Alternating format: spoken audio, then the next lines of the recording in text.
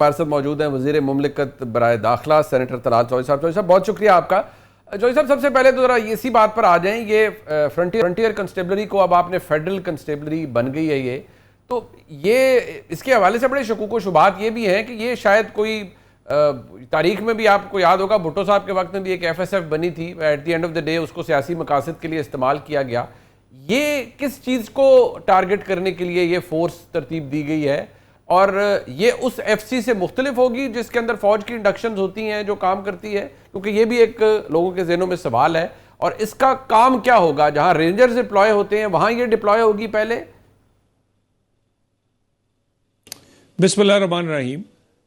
देखिए, अनफॉर्चुनेटली लोग बगैर पढ़े बगैर गौर किए जो ऑर्डिनेंस किया गया है इस पर बड़ी लंबी डेलिब्रेशन हुई है। FC जो है इसके फुटप्रिंट्स जो हैं वो 1913 से हैं और क़याम पाकिस्तान के बाद ये इसी तरह ही एक फेडरल लॉ इन्फोर्समेंट फोर्स के तौर पे काम करती रही है और उसमें ये हर किस्म की ड्यूटी करते रहे हैं। ये एंटी स्मगलिंग में भी साथ खड़े होते हैं, एंटी नारकोटिक्स, आप टेररिज्म के मामलात हैं, बल्कि उसके बाद हमारी बॉर्डर सिक्योरिटी है, फिर अमन व अमान का मामला है। जहां वफाकी हुकूमत सूबे चाहते थे, लॉ के मुताबिक सूबे इन्हें बुलाते थे, ये जाते थे, अपना काम करते थे। मगर अनफॉर्चुनेटली इनके जो एक स्ट्रक्चर था जिसमें इनका सर्विस स्ट्रक्चर था, इनके बाकी पर्क्स और प्रिविलेज यानी जिसमें सैलरीज वगैरह शामिल थी, वो इक्वलेंट नहीं था बाकी फोर्सेस के। और इसको ज़रा कदरे कहना तो मुनासिब नहीं, लेकिन सेकंड कैटेगरी की वो B कैटेगरी की फोर्स समझा जाता था, मलेशिया फोर्स कहते थे, और दूसरे फोर्सेस के हम पल्ला नहीं समझा जाता था। हालांकि इनकी कुर्बानियाँ 400 से ज़्यादा शहीद हैं। इसके आप कोई भी चीज़ उठा लें आज के दौरे हाज़र में, वो टैक्स इकट्ठे करने के मामलात हो, ह्यूमन स्मगलिंग का हो, एंटी नारकोटिक्स का हो, टेररिज्म हो, बॉर्डर सिक्योरिटी, सब में ये काम देते थे।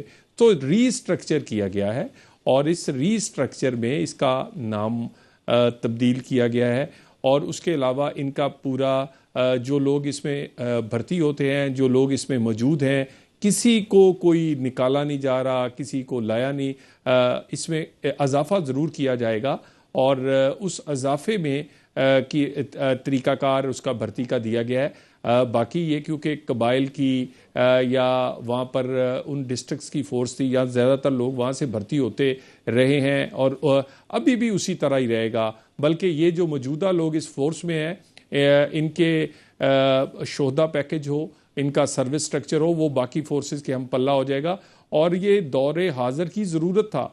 पाकिस्तान की दाखिली सलामती के लिए इन्होंने बहुत अच्छा रोल प्ले किया है, उसको एक्नॉलेज करते हुए एक रीफॉर्म रीस्ट्रक्चर इसको किया गया है और इसको बिल्कुल कंफ्यूज नहीं किया जाना चाहिए, बिल्कुल जोड़ा नहीं जाना चाहिए किसी फेडरल पुलिस के साथ, या खुदा न खास्ता कोई 18वीं तरमीम में या किसी सूबे में अमल दखल के लिए नहीं।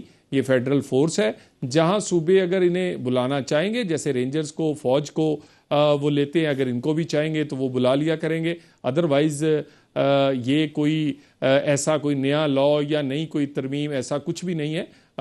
सिर्फ एक रीफॉर्म रीस्ट्रक्चर किया गया है, नए नाम के साथ, नए जज्बे के साथ। इनकी जो बहुत सारी चीज़ें जी और चौधरी साहब, ये इनकी भी डिप्लॉयमेंट के अहकामात उसी तरह जैसे रेंजर्स के जारी होते हैं। फौज के लिए तो ऑब्वियसली वो article 245 in aid of civil power आती है, वो तो मुख्तलिफ है।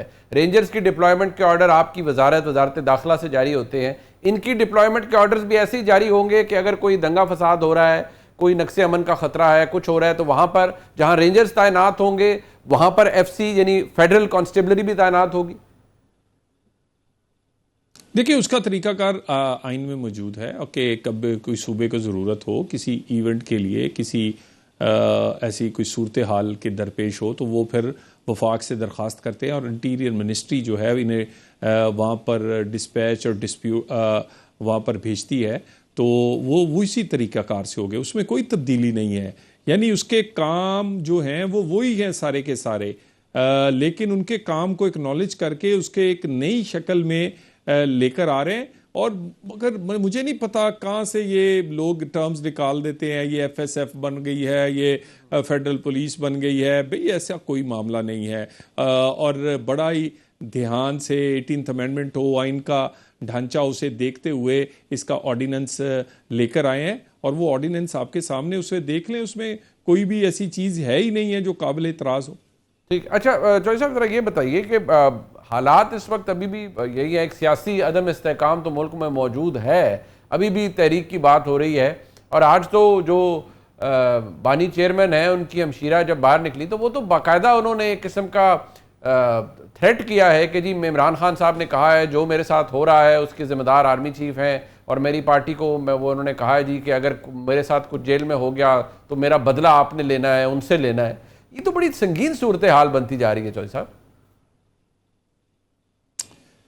जो कुछ इनके साथ हो रहा है उसके ज़िम्मेदार ना जनरल आसिम मुनीर हैं और ना शहबाज शरीफ हैं या कोई और है, ये ख़ुद उसके ज़िम्मेदार हैं। बहुत सारी क्या कहते हैं इस यहाँ तक पहुँचने में इनका अपना रोल है, अपने किए की सज़ा ये काट रहे हैं, और बार बार ये वही गलती दोहरा रहे हैं कि क्योंकि हमारे से अगर कोई गलती कोताही हो गई है तो हमें सज़ा इसलिए नहीं हो सकती क्योंकि हम रियासत को ब्लैकमेल कर सकते हैं, कभी IMF को ख़त लिख के कर सकते हैं, कभी 9 मई करके कर सकते हैं, कभी इस तरह की धमकी दे के कर सकते हैं, कभी हम कहेंगे जी दहशत गर्दी में तावन नहीं करेंगे।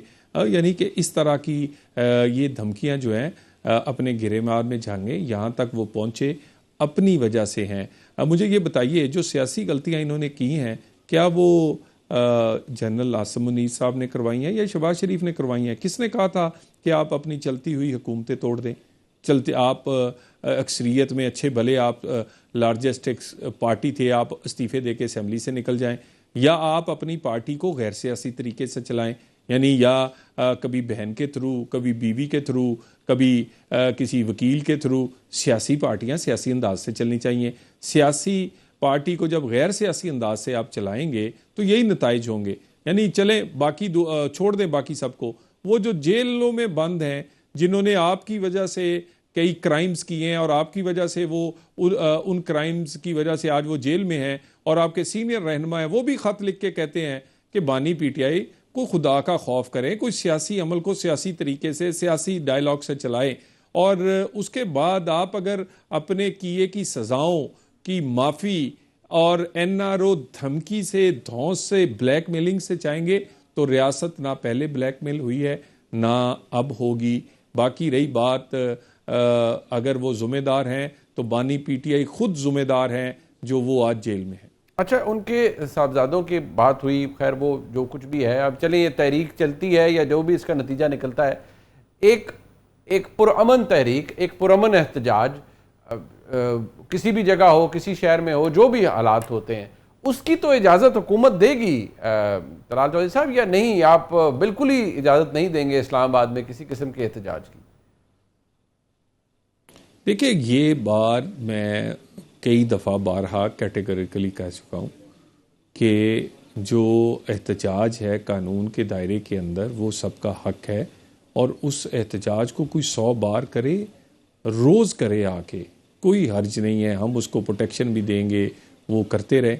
मगर एहतजाज के नाम पर आप कोई चढ़ाई करें, कोई बगावत की कोशिश करें, कोई निज़ाम को उल्टने की साजिश करें, वो नहीं हो सकता। उसके लिए पहले भी रियासत ने उसको रोक के दिखाया है और सख्त उस पर कार्रवाई की थी, और अब भी अगर इस तरह की कोई मामला होगा तो 26 नवंबर से सख्त कार्रवाई होगी, मगर बशर्ते अगर वो गैर कानूनी हुआ। कानूनी तौर पे आप 100 बिस्मिल्लाह जितना मर्जी एहतजाज करें, 100 बार करें, कोई आपको नहीं रोकता और ना रोकेगा।